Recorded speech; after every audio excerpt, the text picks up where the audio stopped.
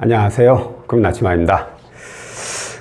고금리 대출을 이용하신 분들이 저금리로 대안하기 위해서 통대안이라는 상품을 많이들 이용한다고 제가 몇 번 말씀을 드렸죠.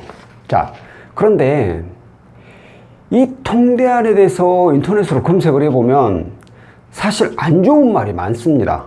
뭐 통대안은 사기다, 원금만 늘어난다, 이런 식으로 안 좋은 얘기만 많은데 그 내용을 하나하나 뜯어보면 이 통대안을 진행하는 이 업체가 사기꾼이라기보다는 경험이라든가 경험 미숙, 정보의 부족함 이런 걸로 인해서 처음에 고객들한테, 채무자한테 상담했던 내용하고 그 결과의 내용하고 이게 다르기 때문에 채무자 입장에서는 니네들이 이렇게 좋은 상황을 만들어준다고 해서 내가 그 비싼 수수료를 줘가면서까지 진행을 했는데 결과를 받아보니까 상담했던 내용보다 못해.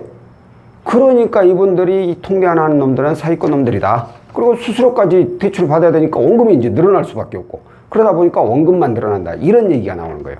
그래서 제가 오늘은 간단하게 이런 분들은 절대 통대안을 하면 안 되는 그런 내용에 대해서 잠깐 설명을 좀 드릴까 합니다. 첫 번째, 연체이력이에요. 연체이력. 자, 이 연체이력을 다른 말로는 채무 불이행 이력이라고 하죠. 불이행 이력. 자, 이 연체이력은 두 가지로 나눠집니다. 하나는 단기 연체 이력. 그리고 또 하나는 장기 연체 이력. 이렇게 두 가지로 나눠지게 되는데 단기 연체 이력의 경우에는 연체를 3개월 미만으로 해서 3개월 미만으로 하다가 다 상환을 했어. 이런 경우에는 3년간 그 연체 기록이 남게 되죠. 이런 분들의 경우 이렇게 3년간 연체 이력이 남는 단기 연체 이력이 남는 분들 중에서 최근 1년 이내에 연체 이력이 있는 분, 최근 1년 이내 연체 이력이 있는 분들은 절대 하시면 안 돼요. 아니 말로 나 저기 한 10일 정도밖에 연체를 안 했는데 그런다 하더라도 하지 마세요. 그냥 이게 뭐 한 10일, 일주일 정도 연체를 해서 가지고 연체 이력이 떠요. 그런다고 해서 신용수가 아주 확 떨어지지나 그러진 않아요. 뭐 아주 나쁘거나 그러진 않아요. 그런데 문제는 우리가 이 통대안을 하는 이유가 뭐예요? 은행에서 최대한 많은 금액을 저금리로 받기 위해서 하는 거거든요. 근데 은행 입장에서는 이 사람 아무리 짧은 기간이어도 최근에 연체한 적이 있네? 그래버리면 대출이 나오더라도 소액만 나오고 아예 안 나와버리거나 이런 경우가 생깁니다. 이제 1년이 넘어가게 되면 그 연체 이력은 남아있어요. 연체 이력은 남아있지만 신용 평점이 1년 전까지만 보이기 때문에 아무래도 은행 입장에서는 대출이 더 잘 나올 수가 있어요. 없으면 가장 좋죠. 없는 게 가장 좋은데 단기 연체이 있는데 이게 1년이 지나고 뭐 한두 건 정도밖에 없어. 그러면 대출 받는데 크게 문제가 되지 않는다면 이런 분들은 상관이 없겠지만 최근 1년 이내에 단기 연체 이력이 있다면 그냥 진행을 안 하는 게 가장 좋습니다.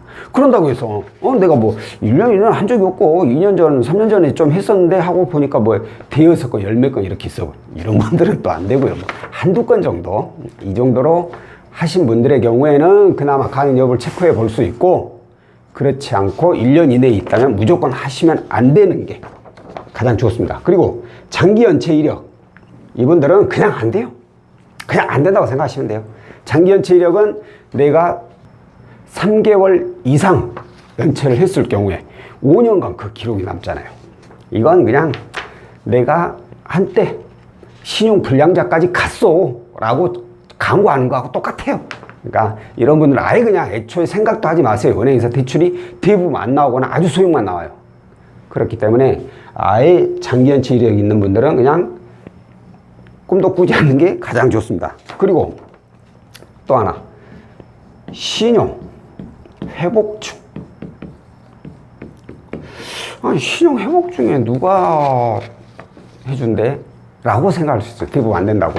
근데 이 신용 회복 중에서도 이 공공기록이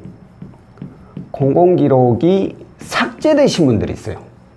가만히 있어라. 여기다 적어야 되나? 자, 공공기록이 삭제되신 분들이 있어요. 오늘 문의 주신 분도 한 분 중에 이런 분이 있었어요. 신용 회복 중인데 통계안을 했다. 올 초에. 그래서 저한테 문의 주셨는데 이걸 다시 한번 통계안을 하고 싶다고 문의를 왔어요. 내용을 보니까 연봉이 5천이 훌쩍 넘는데 은행에서 꼴랑 받은 게 2,500인가 밖에 안 돼. 그 이유가 뭐겠어요? 신용 회복 중인 사람을 어거지로 끌고 간 거죠. 통계안으로. 그러다 보니까 은행에서 대출은 나왔지만 연봉이 5천이 넘으면 그래도 한 4천 이상은 나와야 되는 거예요. 은행에서. 근데 2,500 나와. 그 이유가 뭐예요? 아무리 공공기록이 삭제가 되었다고 하더라도 신용 회복 중에는 이용을 안 해야 된다는 뜻이에요. 그러니까 신용 회복 신청하고 공공기록 삭제되니까 그 신용 회복 중에 나머지 있는 금액 있잖아요. 그거 상환해버리고 그러고 나서 진행한 거예요. 보니까. 근데 절대 이런 분들 좋은 결과가 나올 수가 없어요. 그렇기 때문에 이런 분들은 이 두 가지의 이력이 있는 분은 그냥 아예 안 하는 게 가장 좋습니다. 가장 좋고, 그 외에 이제 또 제가 뭐 말씀드린다면은 저금리 비중이 높으신 분들, 그리고 뭐 과다 채무자, 그리고 현금 서비스 과다 이용 이러신 분들. 자, 이런 분들은 무조건 하지 마세요 라기보다는 상황을 조금은 봐야 돼요. 근데 말 그대로 저금리 비중이 높아. 이게 무슨 뜻이냐면 내 소득만큼 아니면 소득의 70% 이상 다 저금리야. 그럼 이런 분들은 통단해봤자 별 의미 없어요. 특히나 저금리 비중 중에도 은행권이 있을 수 있고, 그리고 우리 보험약관이 있을 수 있고, 신찰부가 있을 수 있어요. 이런 애들은 이자가 낮거든요. 특히나 신찰부는 엄청 낮아요. 근데 신찰부 은행이 아니라 캐피탈에서 받은 분들이 있어요.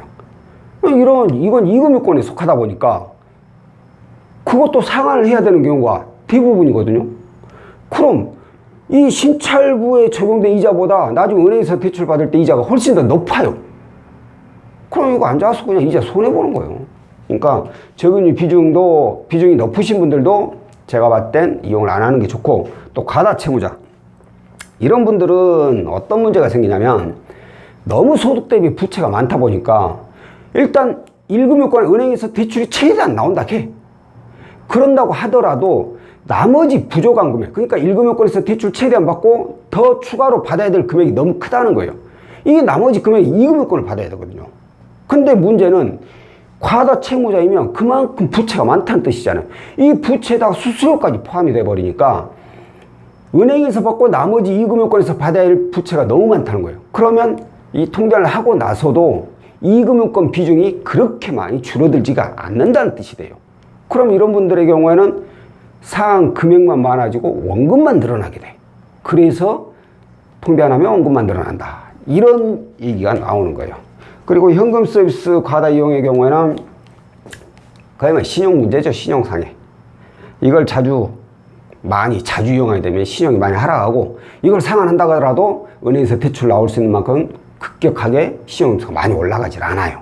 그렇기 때문에 현금 서비스는 너무 많이 이용하신 분들은 이분들 역시라도 상담을 자세히 받아보고 나서 진행해야 될지 말지 판단을 하시는 게 좋습니다. 어찌됐든 이 아래 세 가지 부분은 상담을 받아보고 나서 결정을 해야 되는 부분이고, 이 위에 이 두 가지 부분은 절대로 해서는 안 되는 부분이니까 이 부분들 참고하셔가지고 혹시라도 이 두 가지 안에 속하신 분이라면 그냥 죄송한 얘기지만 꿈도 꾸지 않는 게 가장 좋다라는 거, 이거 다 해결하고 나서 그리고 나서 신청을 하셔야 됩니다. 자, 오늘 영상은 여기까지고요. 다음번에 또 다른 내용으로 찾아뵙도록 하겠습니다. 고맙습니다.